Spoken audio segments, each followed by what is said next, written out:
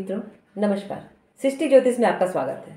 मैं आपकी ज्योतिष मित्र कुंडली का निर्माण करती हूँ, हाथों की लकीरें पढ़ती हूँ, चेहरा भी पढ़ लेती हूँ।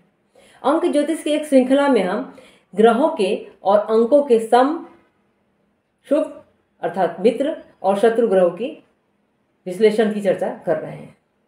इसी में हम आज बुध ग्रह पर चर्चा करेंगे। बुध ग्रह जिसका प्रतिनिधि अंक 5 होता है, इसके लिए कौन से ग्रह शुभ होते हैं और कौन से ग्रह अशुभ होते हैं। सबसे पहले बुध के लिए शुभ ग्रह होता है सूर्य, अर्थात 1 का अंक बुध के लिए शुभ होता है। उसके बाद है शुक्र, इसका शुभ और मित्र ग्रह होता है, अर्थात 6 अंक 1 अंक के लिए 6 अंक इसके लिए शुभ होता है। बुध अर्थात 5 के लिए 1 और 6 अंक शुभ होते हैं। उसके उपरांत अगर चर्चा करें तो बुध का शत्रु ग्रह जो होता है चंद्रमा है, अर्थात 9 का शत्रु अंक 2 अंक है। 2 आपको 9 के साथ में कॉम्बिनेशन में कहाँ शादी विवाह में साझेदारी में या किसी भी कार्य के लिए संयोजित नहीं करना चाहिए। शेष ग्रह सम ग्रह माने जाते हैं।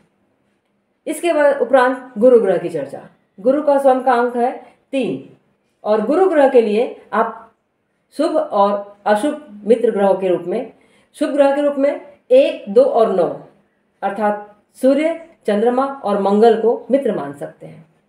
और गुरु के लिए बुध और शुक्र अर्थात 5 और 6 अंक शत्रु होते हैं, अर्थात 3 अंक के लिए 5 अंक और 6 अंक शत्रु हो गए, 1, 2 और 9 अंक मित्र हो गए तथा शेष अंक सम होंगे।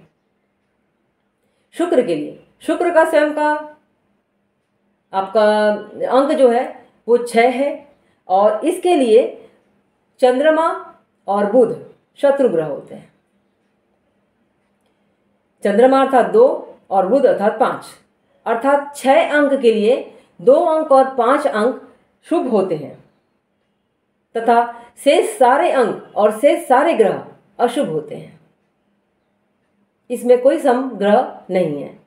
शनि जिसका स्वयं का अंक है 8, इसके लिए बुध और शुक्र 2 ग्रह शुभ होते हैं।